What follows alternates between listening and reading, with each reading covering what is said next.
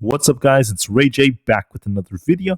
And in this one, I want to break down what's happening with Tesla SPY and the overall market. I'm also going to break down some very important factors that are going to be affecting Tesla and how their deliveries are looking thus far.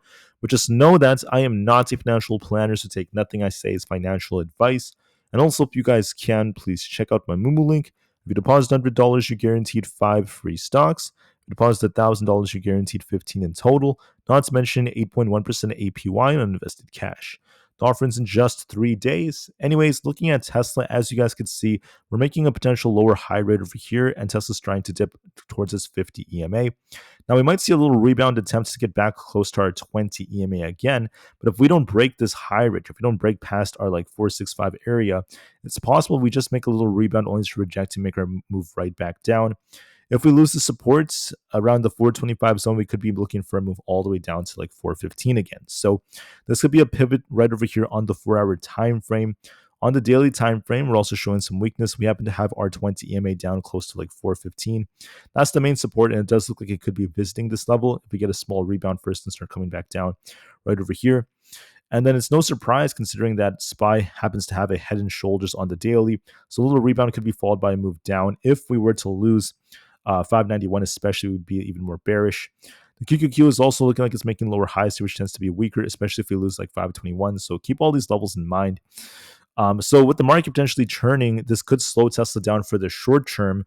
But whether or not the move continues and ends up being something so much bigger, if Tesla doesn't just lose 415, if it starts dumping to the low 300s, or if it sees a big bounce and tries to make its way back up to 460 plus, that's going to be dependent on a lot of data that's coming out. So I just want to focus on that data for just Tesla in this video.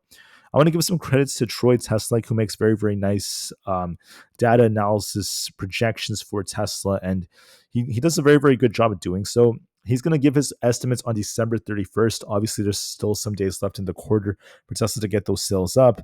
But then Tesla's going to be releasing the actual numbers on January 2nd for their Q4 deliveries reports, which is also going to be for the entire year of 2024. Now, Elon Musk has said Tesla's expecting a very, very nice amount of growth by 20 to 30% for 2025 relative to what they do in 2024. That's why those numbers are going to be very, very important. So how are the numbers looking so far? Just know this, okay?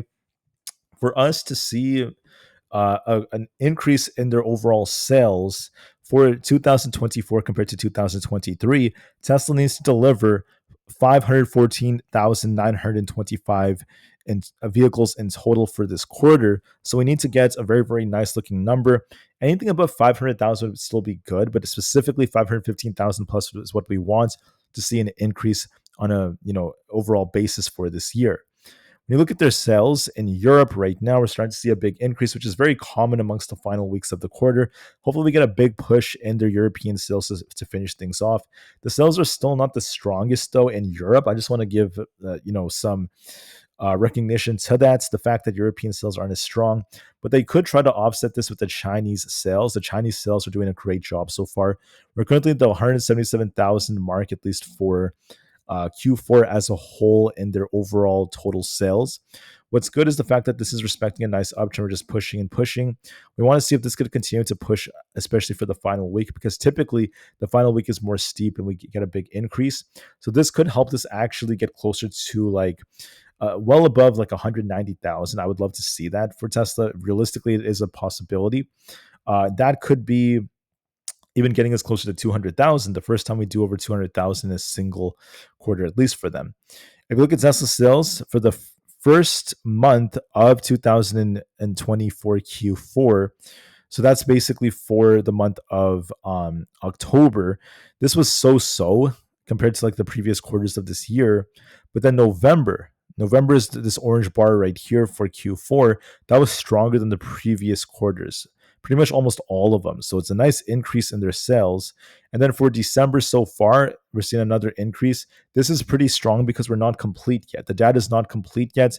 There's still another week left, and this could easily surpass the all-time high in their quarterly deliveries. So the Chinese sales are looking very strong. They should be trying to surpass and completely offset what's happening with the slowdown in Europe. Now, if you look at the data over here, if you look at this on a 52-week basis, you guys can see how for Q4, We're seeing a lot of these red bars above any of the other years. This could be one of the strongest Q4s we ever get for Tesla. It's looking very strong in China, at least thus far. So far, so good. I think that this is my honest assessment so far. The Chinese sales look very promising. We're just getting the insurance data, which is suggesting the sales are going to be very strong. However, what does concern me is the European sales being a little bit lackluster. We're starting to see a lot of scrambling towards the very end of this quarter, so hopefully that offsets that. I'm not 100% sure about the American sales. We don't typically get a lot of data until like the end. So the best thing to do is just wait until January 2nd to look at the data, but we'll see what happens. I will see if I have time to give you guys my estimate for what's happening maybe towards the very end of this year. But that's going to be the next big catalyst for Tesla. Now, there are people out there like Gary Blackhorse saying that there are risks of Tesla losing a $7,500 upfront tax credit for all EVs, basically.